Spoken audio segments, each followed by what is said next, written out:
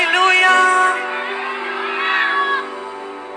ఏమైపోయిందండి మన ఆలయాల్లో, దేవుని సన్నిధిలో? నిజంగా ఎంతమంది మీ నిజంగా ఆయన ముందు సాష్టాంగపడి మోకరించి హృదయపూర్వకంగా ఆరాధించి తీర అసలు ఇంకా నాలో ఏమి మిగల్లేదు, సంపూర్ణంగా దేవునికి దారపోసానన్న ఆ ఆరాధనలు ఎంతకాలమైంది దేవుని సన్నిధిలో చేసి? ఈరోజు దేవుని సన్నిధికి వచ్చి మనమందరం కూడా తగ్గించుకుందాం. మన టఫ్నెస్ని, మన స్టిఫ్నెస్ని, మన రిజిడిటీని విడిపించుకొని స్వేచ్ఛగా నన్ను ఆరాధిద్దాం. ఆయన గొప్ప దేవుడు, ఆయన అర్హుడు, ఆయన యోగ్యుడు, ఆయన మన స్తుతులకు పాత్రుడు అని నమ్మిన వారు ఉన్నట్లయితే బిగ్గరగా హల్లెలూయా చెప్తారా అండి? Hallelujah. We need revival back in our church. నమ్ముతున్నారా?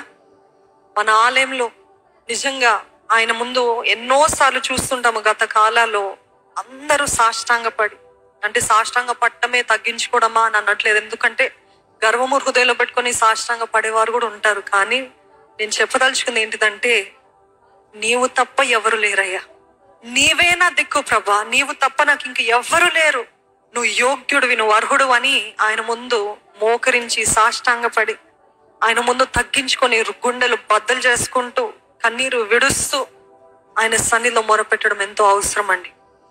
ఈరోజు చెప్పబోయే మాటలు, వాక్యము దేవుడు హృదయంలో పెట్టిన భారము ఎంతో కాలం నుండి ఉంది, కానీ చెప్పలేకపోయాను. కానీ దేవుడు నాకు నేర్పిస్తున్నది, నన్ను కన్విక్ట్ చేసేది, నన్ను కరెక్ట్ చేసేది అనేక సార్లు. మీరందరూ కూడా చెప్తారు, మీరు చెప్పిన వాక్యము మా జీవితంలో కరెక్ట్ ఏ సమయంలో అయితే మేము అనుకుంటాం అదే జరుగుతుంది, అదే వస్తుంది అని. అయితే నేను ఒకటి అంటానండి, పరిశుద్ధాత్మ దేవుడికి, యేసు ప్రభుకి, తండ్రి అయిన దేవుడికి అన్నీ తెలుసు. నమ్ముతున్నారా? ఎప్పుడు ఏ పూటకి ఏ వాక్యం కావాలో ఆయనకి తెలుసు. కాబట్టి ఈరోజు చెప్పబోయే మాటలు చాలా కఠినంగా ఉంటాయి. I'm giving a disclaimer. దయచేసి నన్ను చూడకండి, నేను కాదు, నా సొంత మాటలు కాదు, ఇది పరిశుద్ధాత్మ దేవుడు ఆయన వాక్యం ద్వారా మనల్ని అందరినీ సరిదిద్దాలని, సరిచేయాలని, మరలా ఉజ్జీవపు కార్యాలు మన ఆలయంలో, మన పరిచర్యలో, మీ వ్యక్తిగత జీవితాల్లో, మీ కుటుంబాల్లో రగులుకోవాలని దేవుడు ఆశపడుతున్నాడు. ఉజ్జీవపు కార్యాలు నా జీవితంలో, నా కుటుంబంలో నేను చూడాలి అన్న వారు ఉన్నట్లయితే చేతులెత్తి దేవునికి మహిమలు చెల్లిస్తారండి. అయితే receive the correction. Without repentance, పశ్చాత్తాపము లేకుండా ఉజ్జీవము లేదు. there is no repentance there is no revival without repentance. కాబట్టి నన్ను అనుకోకండి, ఇక్కడ దేవుడే నిలబడి మాట్లాడుతున్నాడు అనుకోండి. నేను కాదు, మరలా చెప్తున్నాను, కొంచెం కఠినంగా ఉండొచ్చు, కానీ దేవుడు చెప్పమన్న మాటలు నేను చెప్పకపోతే నా పైన శాపము, నాకు కీడు, దేవుడికి లెక్కప్ప చెప్పాల్సిన అవసరం వస్తుంది. కాబట్టి దయచేసి మనమందరము కేంద్రీకరిద్దాము. మీ బైబిల్ తెరవండి. మొదటి సమూయేలు గ్రంథము 4వ అధ్యాయము. మొదటి సమూయేలు గ్రంథము 4వ అధ్యాయము 6 నుండి 22 వచనాలు చదువుదామండి. మొదటి సమూయేలు, 1 Samuel 4 chapter 6 to 22. ఫిలిష్తీయులు, ఒక్క నిమిషం సిస్టర్, అందరు తీసారా అండి? తీసిన చేతులెత్తి చూపిస్తారా? మనమందరం కలిసి చదువుదాము. మొదటి సమూయేలు 4వ అధ్యాయము 6 నుండి 22 వచనాలు. ఫిలిష్తీయులు ఆ కేకలు విని హెబ్రీయుల దండులో ఈ గొప్ప కేకల ధ్వని ఏమని అడిగి, యెహోవా నిబంధన మందసము దండులోనికి వచ్చునని తెలుసుకొని జడిసి, దేవుడు దండులోనికి వచ్చునని అనుకొని, అయ్యో మనకు శ్రమ, ఇంతకు మునుపు వారిలాగూ సంభ్రమింపలేదు, అయ్యయ్యో మహాశూరుడగు ఈ దేవుని చేతిలో నుండి మనల్ని ఎవరు విడిపింపగలరు? అరణ్యమందు అనేకమైన తెగుళ్ళ చేత ఐగుప్తీయులను హతము చేసిన దేవుడు ఈయనే గదా. ఫిలిష్తీయులారా, ధైర్యము తెచ్చుకొని వారు మీకు దాసులైనట్టు మీరు హెబ్రీయులకు దాసులు కాకుండా బలాఢ్యులై యుద్ధము చేయుడని చెప్పుకొనిరి. ఫిలిష్తీయులు యుద్ధము చేయగా ఇశ్రాయేలీయులు ఓడిపోయి అందరూ తమ డేరాలకు పరిగెత్తుకొని వచ్చిరి. అప్పుడు అత్యధికమైన వధ జరిగెను. ఇశ్రాయేలీయులలో 30,000 కాల్బలము కూలెను, మరియు దేవుని మందసము పట్టబడెను. అది కాకను హొఫ్నీ ఫినేహాసులను ఏలి యొక్క 2 కుమారులు హతులైరి. ఆనాడే బెన్యామీనియు డొకడు యుద్ధ భూమిలో నుండి పరిగెత్తుకుని వచ్చి చీనియ బట్టలతోనూ తల మీద ధూళితోనూ షిలోహులో ప్రవేశించెను. అతడు వచ్చినప్పుడు ఏలీ మందసము విషయమై గుండె అవియుచు త్రోవ ప్రక్కను పీఠము మీద కూర్చుండి ఎదురుచూచుండెను. ఆ మనుష్యుడు పట్టణంలోనికి వర్తమానము తేగా పట్టణస్థులందరూ కేకలు వేసిరి. ఏలీ ఆ కేకలు విని ఈ గల్లత్తు ఏమని అడుగగా ఆ మనుష్యుడు త్వరగా వచ్చి ఏలీతో సంగతి తెలియచెప్పెను. ఏలీ 98 ఏండ్ల వాడయ్యుండెను.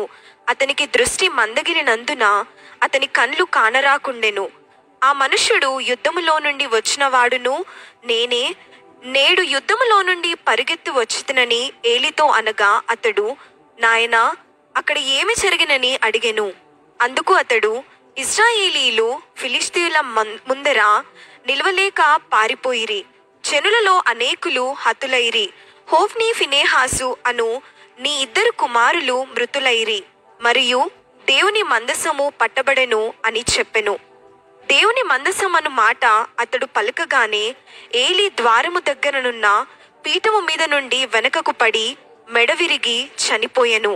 ఏలయనగా అతడు వృద్ధుడై బహు స్థూల దేహి అయి ఉండెను.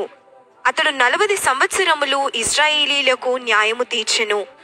ఏలీ కోడలగు ఫినేహాసు భార్యకు అప్పటికి గర్భము కలిగి కనుప్రొద్దులై ఉండగా దేవుని యొక్క మందసము పట్టబడిననియు తన మామయు తన పెనిమిటియు చనిపోయిరనియు ఆమె విని నొప్పులు తగిలి మోకాళ్ళ మ్రీదికి కృంగి ప్రసవమాయెను. ఆమె మృతి నొందుచుండగా దగ్గర నిలిచియున్న స్త్రీలు ఆమెతో, భయపడవద్దు, కుమారుని కంటివనిరి. కాని ఆమె ప్రత్యుత్తరమియ్యకయు లక్ష్య పెట్టకయు నిండినదై దేవుని మందసము పట్టబడినదను సంగతిని తన మామయు పెనిమిటియు చనిపోయిన సంగతిని తెలుసుకొని ప్రభావము ఇశ్రాయేలీల నుండి పోయెనని చెప్పి తన బిడ్డకు ఇకాబోదు అను పేరు పెట్టెను. దేవుని మందసము పట్టబడి పోయినందున ప్రభావము ఇశ్రాయేలీలలో నుండి చెరపట్టబడి పోయెనని ఆమె చెప్పెను. దేవుని మందసము పట్టబడిపోయినందున ప్రభావము ఇశ్రాయేలీల నుండి చెరపట్టబడిపోయినని ఆమె చెప్పెను. ఇకాబోదు మన దగ్గర, మన కుటుంబాల్లో, మన ఆలయాల్లో వర్తించకుండును గాక. ఆమేనన్నమా? ఈకాబోద్ అంటే ఏంటి? ప్రభావం అంటే ఏంటి? ఆయన మహిమ విడిచి వెళ్ళింది అనే పరిస్థితి. ఈరోజు వాక్యాంశం అండి, దయచేసి కేంద్రీకరించండి. చాలా మంది మన జీవితాలు అనుకుంటూ ఉంటాము, నాకు అర్హత ఉంది, నాకు హక్కు ఉంది, ఇది పొందుకోవడానికి I have all the right అని చాలా గర్వంగా మాట్లాడుతూ ఉంటాం.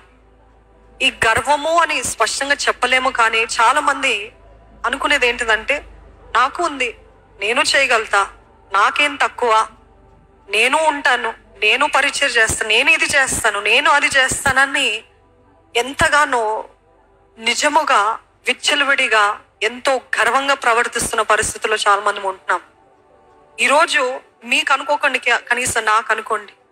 ఈరోజు మనం అనుకుంటాము, నేను చేస్తున్నా కదా, నాకు హక్కు ఉంది, నేను ఈ కుటుంబానికి చెందిన వాడిని కాబట్టి నాకు హక్కు ఉంది, నాకు ఇది ఉంది కాబట్టి నాకు హక్కు ఉంది, నాకు అది ఉంది కాబట్టి హక్కు ఉంది, నాకు డిగ్రీ ఉంది కాబట్టి హక్కు ఉంది, నేను బాగా సంపాదిస్తున్నాను కాబట్టి నాకు హక్కు ఉంది. కానీ గమనించండి, ఈ గర్వం అనేది, ఈ హక్కు, ఈ ఎంటైటిల్మెంట్ అనేది చాలా మంది కుటుంబాల్లో వైరస్ లాగా పనిచేస్తుంది. మెల్లమెల్లగా చంపేస్తుంది మన కుటుంబాన్ని, మన దేశాన్ని, మనల్ని లోపల నుండి నాశనం చేస్తుంది. నాకేం తక్కువ అనే ఆలోచన వస్తుందా?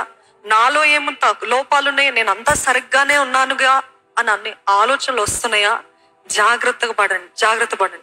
ఇప్పుడు చదివిన వచనాల్లో ఈ గర్వం అనేది స్పష్టంగా రాయబడలేదు. ఎక్కడైనా గర్వం కనపడ్డదా మీరు చదివిన వచనాల్లో? లేదు.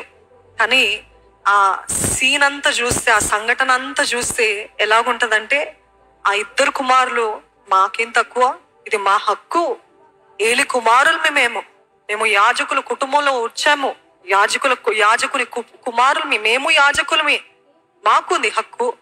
ఈరోజు చాలా మంది మన ఆలయాల్లో, మన పరిచర్యలో, లేకపోతే మీ కుటుంబాల్లో ఇటువంటి స్వభావంతో, ఇటువంటి యాటిట్యూడ్ తోటి చాలా మంది ఉంటారండి. చూడండి, కుటుంబాలు అనేక సార్లు గొడవలు బంధువుల మధ్యలో. మీరే అనుకుంటున్నారా మాకేం తక్కువ, మీరొక్కలే చేయగలరు అనుకుంటున్నారా మాకేం తక్కువ, మీరు ఇల్లు కొంటే ఏంటి, మేము కొంటాము, అని వారు నిజంగా డబ్బులు కలిగి కొంటే మీరేమో డబ్బులు లేక అప్పులు చేసి కొంటూ ఉంటారు. అది మన తలపైనకి వచ్చి మన ప్రాణాల మీదకు వచ్చి తరతరాల ఆశీర్వాదం కాదు కానీ తరతరాల అప్పులతోటి మిగిలిపోతూ ఉంటాం. ఎందుకు అని అంటే మీరే అనుకుంటున్నారా మాకు కూడా, not just you, I am not lesser than you. చాలాసార్లు ఈ పరిచర్యలో వస్తూ ఉంటారు, చెప్తూ ఉంటారు, మీరు సేవకులు భార్య కాబట్టి మీకు హక్కులు ఉన్నాయి, మీకు ఇది ఉంటుంది, you can use all your authority. కానీ ఏ ఒక్క రోజు కూడా ప్రివిలేజెస్, హక్కులు ఇవన్నీ వాడుకోలేదండి. ఎప్పుడైనా అన్నారనుకోండి, ఎప్పుడైనా ఏదైనా ఏ రీతిగా అయినా ఘనత కానీ మెప్పు కానీ అభినందనలు కానీ వచ్చినప్పుడు చాలా మంది అంటారు, యు డిజర్వ్ ఇట్, మీకు తగుతున్నది, you are worthy of it, మీకు ఆ ఘనత అవసరము అని చెప్తూ ఉంటే గుండె నొచ్చుకుంటా ఉంటది. ఎందుకు నొచ్చుకుంటుంది తెలుసా? డిజర్వ్ ఇట్, అర్హతన, హక్క, నాక, నో నో నో నో, అది అస్సలు కూర్చోదు, హృదయంలో కూర్చోదు. ఎందుకంటే దేవుడు ఎక్కడి నుండి, ఏ పెంట కుప్ప నుండి దేవుడు నన్ను పైకి లాగాడో నాకు బాగా తెలుసు. కాబట్టి ఆ గర్వము, ఆ హక్కు అంటే నేను ఎంత దీనురాలని చెప్పట్లేదండి. మీరు, I hope you can understand. నేను చెప్పదలుచుకుంది ఏంటిదంటే, చాలా మంది అనుకుంటారు నాకు ఈ స్థాయి ఉంది కాబట్టి నేను పొందుకోగలుగుతా, this is my privilege, this is my honour, ఇది నాకు హక్కు అని అనుకుంటూ ఉంటారు. కానీ ఎవరైనా వచ్చి యూ డిజర్వ్ దిస్, నువ్వు అడుగు, నువ్వు పోట్లాడు, నువ్వు కేసే, లేకపోతే నువ్వు దాని గురించి వ్యాజ్యమాడు అని అంటున్నప్పుడు డోంట్ బీ డిసీవ్డ్, మోసపరచబడకండి. ఎందుకంటే మనకి నిజంగా తగింది ఏంటిదంటే నరకము. నమ్ముతున్నారా? మనం చేసిన పాపాలు బట్టి, మనం చేసిన మన బ్రతుకును బట్టి మనకి తగుతుంది ఏంటిది అంటే నరకము, అగ్నిజ్వాలలు, ఎడతెగని మంట. మనం ఎప్పుడు కూడా అగ్నిలో కాల్చబడుతూ ఉండే ఆ పరిస్థితి మనకి తగుతుంది. కానీ క్రీస్తు యేసు చేసిన కార్యాన్ని బట్టి ఈరోజు ఆ భయంకరమైన నరకపు కూపం నుండి దేవుడు విడిపించి మనల్ని లేవనెత్తి తగేవారుగా, అంటే నీతి మంతులుగా, పరిశుద్ధులుగా ఆయన రక్తం చేతనే తీర్చిదిద్దాడు. నమ్మిన వారు ఉంటే హల్లెలూయా చెప్తారండి. నాకు తగుతుంది, నాకు అర్హత ఉంది, నాకు నాకు నాకు అన్నారనుకోండి, అక్కడ వస్తుంది లూసిఫర్ ఆత్మ. ఏమాత్మ? లూసిఫర్ ఆత్మ. లూసిఫర్ ఆత్మ ఎప్పుడు కూడా నన్ను కూడా, నేను ఉన్నాను, ఇదిగో నేను ఆయన ముందు నిలబడ్డాను. ఎవరి ముందు? తండ్రి ముందు ఆయన నిలబడి ఆయన ఆరాధిస్తుంటే చూడండి, ఇక్కడ ఇట్లనే అనుకోండి, it's just like shadow of the real thing. Real thing ఏంటిదంటే పరలోకంలో వెనకాల పీఠం ఉంది, సింహాసనం ఉంది, తండ్రి అయిన దేవుడు కూర్చొని ఉన్నాడు. ఆయన ముందే లూసిఫర్ నిలబడి అనేక కోట్లాది మందిని ఆరాధనలో నడిపిస్తూ ఉంటాడు. హీఈస్ అ వర్షిప్ లీడర్ అనుకొని చూడండి. నేను ఇక్కడ ఉన్నాను, నేను మిమ్మల్ని అందరినీ ఆరాధనలో నడిపిస్తున్నాను, కానీ మీరు ఆరాధించేదంతా ఎవరిని? దేవుణ్ణి. అక్కడ వెనకాలన్న లూసిఫర్ వెనకాలన్న తండ్రిని ఆరాధిస్తా ఉంటే, మీరందరూ ఆరాధిస్తా ఉంటే కొంతమంది సాష్టాంగ పడతారు, కొంతమంది మోకరిస్తారు, కొంతమంది కిరీటాలు ఆయన పాదాల దగ్గర వేస్తారు. అంత తగ్గించుకుంటూ ఉంటే నేను అనుకుంటాను, బా నేనే దేవుణ్ణి, నేను దేవతని, నా ముందు సాష్టాంగ పడుతున్నారు చూడు అని నేను అనుకుంటే తగుతుందా? No, but that is what Lucifer was wanting. వీరందరూ కూడా నన్ను ఆరాధించాలి, వీరందరూ కూడా నన్ను ఘనపరచాలి. ఆయనకి ఎంతగా గర్వం ఎక్కువైపోయిందంటే వారు ఆరాధించేది దేవుణ్ణి మర్చిపోయి ఈయన పొందుకుందామని ఆశపడ్డాడు. ఈరోజు నేను కూడా ఇక్కడ నిలబడి అందరూ నాకు లోపడుతున్నారు, అందరూ నన్ను చూసి సాష్టాంగ పడుతున్నారు, అందరూ చూసి నన్ను చూసి మోకరిస్తున్నారు అని అంటే అక్కడికక్కడే దేవుడు నన్ను అనగద్రొక్కుతాడు. ఎందుకంటే ఆయన మహిమ ఎవరితో పంచుకోడంట. ఆయన మహిమ, he will not share his glory with anybody, anything. ఎంత గొప్ప వర్షిప్ లీడర్ అయినా అనుకున్నారు అనుకోండి, నేను ఎంత బాగా వర్షిప్ చేస్తున్నాను చూడు, నేను ఎంతగా అందరు చూడు నా మాటకి లోపడుతున్నారు అని అనుకున్నారు అనుకోండి, that will be the down fall. అప్పుడు వారు పడిపోవడము ప్రారంభించబడుతుంది. కాబట్టి ఈరోజు ఎవరైనా వచ్చి యూ డిజర్వ్ ఇట్ అన్నారు అనుకోండి, no, I don't deserve it, my God deserves the glory. Hallelujah. దేవుడికి తగుతుంది మహిమ. దేవుడు మహిమకు యోగ్యుడు, పాత్రుడు. ఈరోజు ఎక్కువగా మనల్ని మనం కనపరచుకోవడం, చూడటం చాలా ఎక్కువైపోతుందండి. ఎక్కడ చూసినా వారిని కనపరచుకోవడం, you glorifying your self too much. నాకు నాకు నాకు బాగాలేదు, I'm not feeling happy, I'm not feeling good, I'm not feeling, so I respect my feelings. ఎప్పుడు చూసినా మీ ఫీలింగ్స్ మీరు రెస్పెక్ట్ చేస్తున్నట్లయితే దేవుని వాక్యానికి విరుద్ధంగా ఉన్నవారని నమ్మండి. ఎందుకంటే మీ ఫీలింగ్సే మీ దేవుడు అయిపోయినాయి. దేవుడు అంటున్నాడు, అంతటితోటి సజీవ యాగముగా సమర్పించుకో. అంటే మీ ఫీలింగ్స్ అంగీకరించకపోయినా, సహకరించకపోయినా నేను దేవుడు చెప్పింది చేస్తాను అని మీరు నిర్ణయించుకున్నప్పుడే అదే నిజమైన ఆరాధన జీవితం. గత వారం కంటే ముందు వారం చెప్తున్నాను, వాట్ ఈస్ ట్రూ వర్షిప్. ఎంతమంది విన్నారండి? ఎంతమంది నిజంగా పాటిస్తున్నారు నాకైతే తెలియదు, కానీ నిజమైన ఆరాధన ప్రతిరోజు ఆయనకి సమర్పించుకోవడమే ఆరాధన. విలాప వాక్యంలో 3వ అధ్యాయము 22వ వచనం చూద్దాం. విలాప వాక్యంలో 3వ అధ్యాయం 22. యెహోవా కృపగలవాడు, ఆయన వాత్సల్యత ఎడతెగక నిలిచినది గనుక మనము నిర్మూలము కాకున్న వారము. యెహోవా కృపగలవాడు, ఆయన వాత్సల్యత ఎడతెగక నిలుచున్నది కనుక మనము నిర్మూలము కాకున్న వారము. ఇంగ్లీష్ లో అయితే because of his mercies we are not consumed అనే వచనం అనే పదం ఉంటదండి. కన్స్యూమ్డ్ అంటే నిర్మూలము కాకున్న వారం. ఒకసారి ఆలోచించండి, అగ్ని ఉంది, అగ్ని జ్వాలలు ఉన్నాయి. ఆ మండే అగ్నిలో ఒక పేపర్ వేస్తే ఎలాగా కరిగిపోతుంది, కాలిపోతుంది. ఒక ప్లాస్టిక్ బాటిల్ వేస్తే 1 నిమిషం పట్టదు, అలాగా కరిగిపోతుంది ఎక్కువ మంటలు. అట్లాంటి పరిస్థితుల్లో మనమున్నామండి. అట్లాంటి పరిస్థితుల్లో ఆ అగ్ని జ్వాలల్లో మనం ఒక్కసారి వేయబడితే అంతే, ఇంకా కరిగిపోతాము, నాశనం అయిపోతాం, నిర్మూలమైపోతాము. కానీ ఆయన కృప గలవాడు కాబట్టి, ఆయన వాత్సల్యత ఎడతెగక మన పట్ల ఉంది కాబట్టి మనము నిర్మూలము కాకున్న వారము. హల్లెలూయా. We are not consumed because of his mercy. ఈరోజు మీరు అనుకుంటున్నారు, నాది నాది నాది నా శక్తి, నా బలము, నా తలాంతు, నేను చేయకపోతే అవ్వదు, నేను ఉండకపోతే అవ్వదు అని అనుకుంటున్నారా? నో. ఆయన వాత్సల్యత, ఆయన కృపను బట్టి మనము నిర్మూలము కాకున్న వారమే.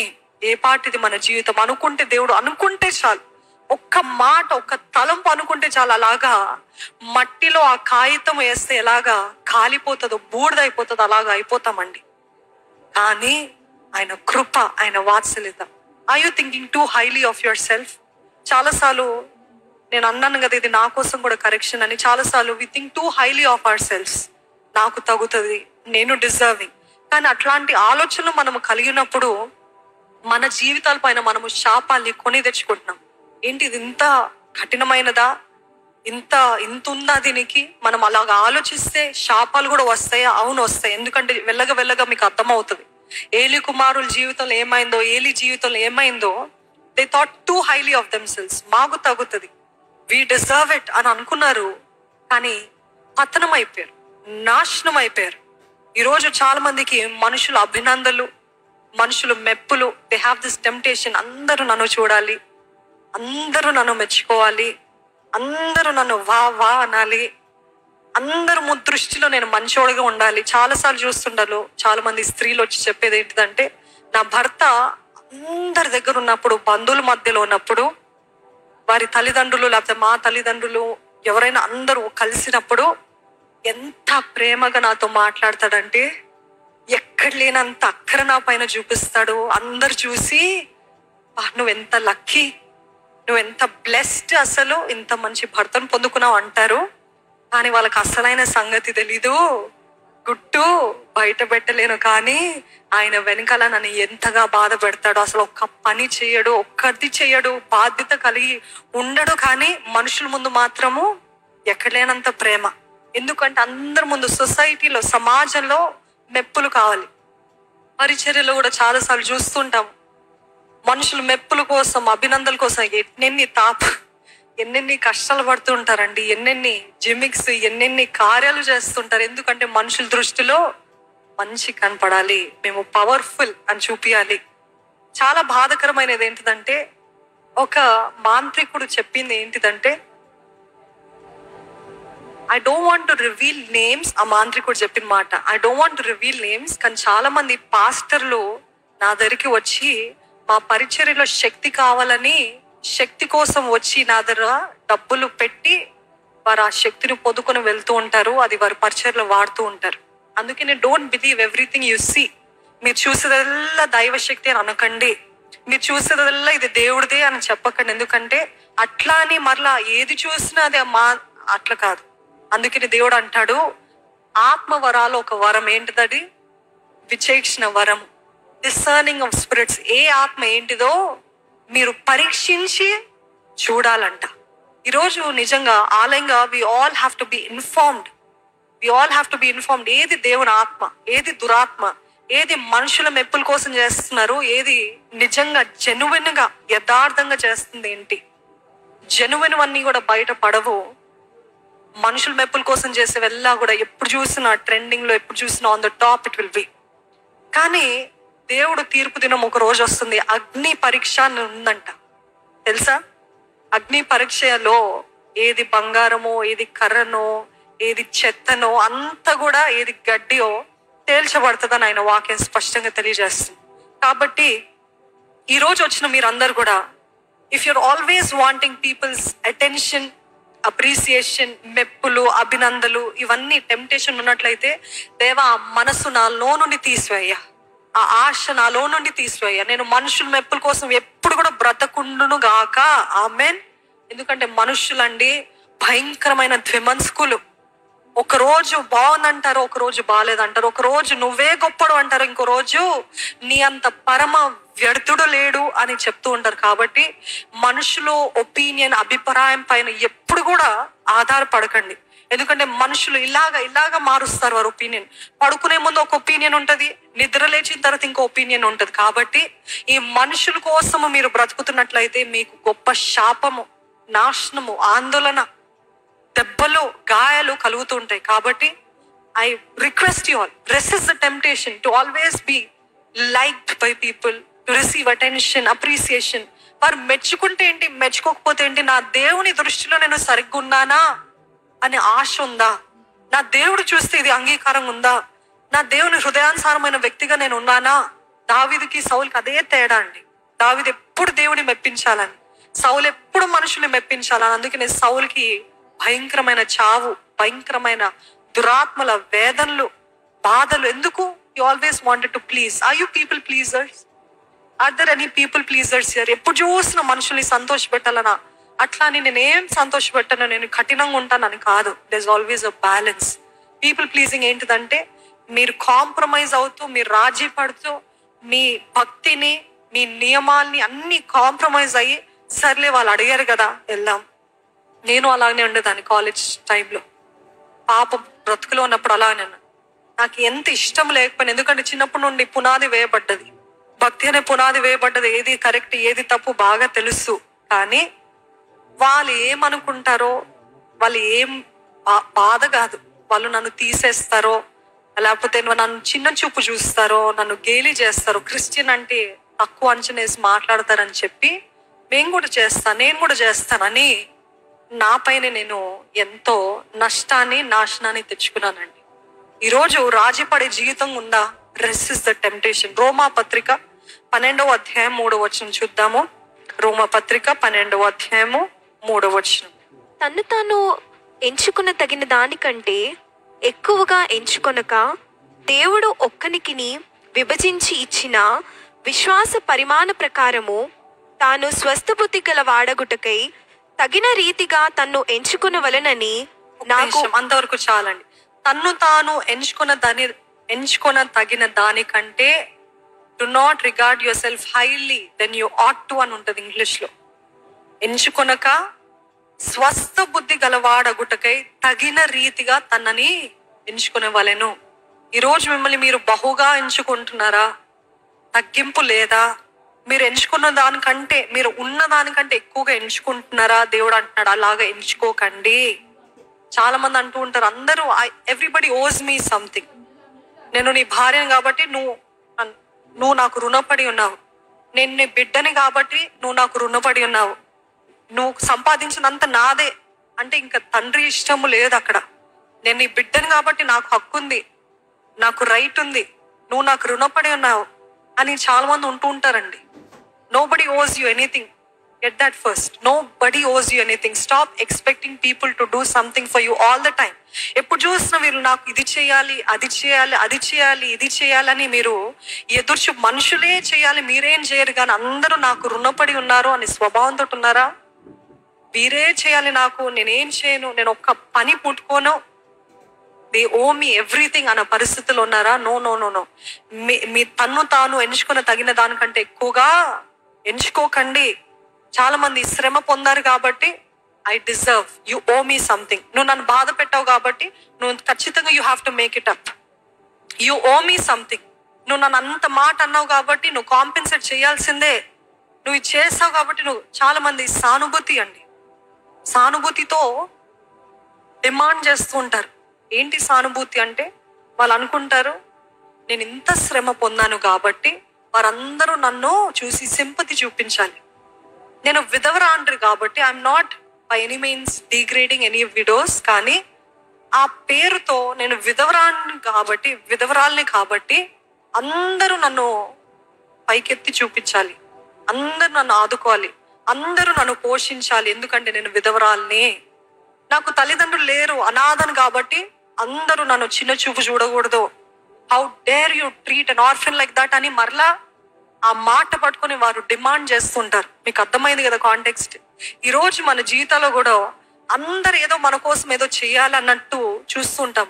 ఒకవేళ మీ అత్తగారు మిమ్మల్ని బాధ పెట్టారనుకోండి, ఇంకా అత్తగారు జీవితకాలం అంతా మీరు ఎప్పుడు పెడముఖం వేసుకొని ఉంటారు. ఏంటి? You owe me something. నువ్వు రుణపడి ఉన్నావు, నువ్వు అంత మాట అన్నావు కాబట్టి నువ్వు రుణపడి ఉన్నావు. No no no no, don't expect anything. దేవుడు అంటున్నాడు నో నో నో. మీరు ఎంచుకున్న తగిన దానికంటే మీరు ఎంచుకోకండి, మిమ్మల్ని మీరు ఎక్కువగా ఎంచుకోకండి. చాలా మందికి టైటిల్స్ కావాలి, ఇప్పుడు చూసిన టైటిల్స్, ఇది ఇది ఇది అని టైటిల్స్ పెట్టుకుంటానే అంటారు. నిజంగా చేస్తారా? లేదు. ఫేకా? Yes maybe. అట్లాంటిది టైటిల్స్ వెనకాల, మనుషులు వెనకాల, డబ్బులు వెనకాల. ఎందుకంటే I owe it, I own it, I deserve it, నాకు తగుతుంది అని చాలా మంది ఉంటారండి. ఉద్యోగ స్థలాల్లో మీ బాస్ దగ్గరికి వెళ్ళి చెప్తారా, నాకు సడన్ గా రేజ్ చేయాలి, మీరు ఇంక్రిమెంట్ కావాలి, ఎందుకు అని అడిగాడు అనుకోండి ఆ మేనేజర్, ఎందుకంటే నాకు పిల్లలు పుట్టారండి, ఎవరు చూసుకుంటారు అని అంటూ ఉంటారు. మీకు పిల్లలు పుడితే మేనేజర్, బాస్ ఇంక్రిమెంట్ ఇవ్వాలని డిమాండ్ చేస్తుంటారు. అదేంటి? అది మీ సొంత నిర్ణయమేమో, మీ పర్సనల్ చాయిస్ కాదా, మీ పర్సనల్ డిసిషన్ కాదా? అట్లాంటి పరిస్థితుల్లో మీరేదో బిడ్డలి కంటే జాబ్ లో, మేనేజర్ సేవ పరిచర్యలో కూడా మాకు పెళ్ళయిందండి, మాకు ఇంక్రీజ్ చేయాలి, మాకు పెళ్ళయిందండి, మాకు ఇల్లు కొనిచ్చేయండి అని అంటూ ఉంటారు సేవకుల దగ్గరకు వచ్చి చాలా మంది. అంటే పెళ్లి కాకముందు చూసుకోలేదా, నాకు ఒక ఇల్లు కావాలి, నేను ఇల్లు చూసుకోవాలి, ఇవన్నీ ప్లాన్ చేసుకోవాలని ఉండదు. మాకు పెళ్ళయింది కాబట్టి. అసలు ఎవరు పెళ్లి చేసుకోమన్నారు మిమ్మల్ని? ఎవరు బిడ్డలు కనమన్నారు? కానీ మీ సొంత నిర్ణయాలు, మీ సొంత తప్పులు, అంటే పెళ్లి బిడ్డలు తప్పు అన్నట్లేదు, కొన్నిసార్లు తప్పుడు నిర్ణయాలు చేస్తూ వారి జీవితంలో అడ్డదారిలో వెళ్తూ మరలా సేవకుల దగ్గరికి వచ్చి నాకు మీరు సానుభూతి చూపించట్లేదు, నా కోసం మీరు ఏం సహాయం చేయట్లేదు, ఎవరు వెళ్ళమన్నారు, ఎవరు చేయమన్నారో, వద్దు వద్దు వద్దు అని చెప్తూ ఉంటే కూడా చాలాసార్లు చాలా మంది వెళ్ళి మరలా వెనక్కి వచ్చి మీరేంటి పట్టించుకోరా, మీకు అక్కర్లేదా అంటే ఎవరు నిర్ణయాలు తీసుకోమన్నారు, ఎవరు వెళ్ళమన్నారు? అట్లాంటి పరిస్థితులు మీరు వెళ్ళి తప్పు నిర్ణయాలు తీసుకొని you say I'm worthy, I deserve it, I need attention, నాకు ఆదరణ కావాలి, నాకు ఇది కావాలి, నన్ను చూసుకోవాలి, నన్ను పట్టించుకోవాలి, నా అవసరతలు మీరు తీర్చాలంటే కుదరదు. అది గర్వము. ఇవన్నీ మనకి గర్వంగా కనపడద్దు. గర్వంగా మాట్లాడుతూనే గర్వం అనుకుంటాము. మన ప్రవర్తనలో, మన ఆలోచనలు కూడా ఇటువంటి గర్వపు ఆలోచనలు వస్తుంటాయండి. ఎంటైటిల్మెంట్, నాకు తగుతుంది, నేను చేయగలుగుతాను, ఎస్ ఐ డిజర్వ్ ఇట్ అని ఆలోచనలు వస్తున్నాయా? గర్వపు ఆత్మ. చూడండి, ఏ తల్లికైనా కూడా వారి బిడ్డలంటే ప్రేమ. కాకి బిడ్డ కాకి పిల్లన, కాకి పిల్ల కాకికే ముద్దు, ఇంకెవరికి ఉండదు. కాకి పిల్ల కాకికే ముద్దు. ఆ కాకి పిల్ల, కాకి తల్లి, లేకపోతే ఒక కుటుంబంలో, ఒక ఫ్యామిలీలో తల్లి ఎప్పుడు చూసిన బిడ్డల్ని మెచ్చుకుంటానే అంటది. తుమ్మినా అరే ఎంత బాగా తుమ్ముతావు అంటారు. ఒక స్టెప్ తీసుకున్నా అబ్బా నా బిడ్డ నడిచినట్టు ఎవరు నడవరే అన్నట్లు మాట్లాడుతుంటారు. ఒక చిన్న లెటర్, పిచ్చి గీతలు గీసినా గానీ వా నా బిడ్డ ఆర్టిస్ట్ అంట. అంతే కదా? అంటే తల్లులకి తండ్రులకి వాళ్ళ బిడ్డలు ఏది చేసినా బాగుంటుంది. కానీ అదే బిడ్డలు ఆ పిచ్చి గీతలు పోయి స్కూల్లో గీస్తారనుకోండి, టీచర్ కంప్లైంట్ చేసింది అనుకోండి, ఈ బిడ్డకి ఎలా ఉంటది? మా తల్లి వాళ్ళు, మా తల్లిదండ్రులు నేను ఆ పిచ్చి గీతలు గీసినప్పుడు మెచ్చుకున్నారు, అబ్బా బావన్నారు, చప్పట్లు కొట్టారు. ఇప్పుడు నేను స్కూల్కి వెళ్తే అందరేంటి నన్ను తిరస్కరిస్తున్నారు.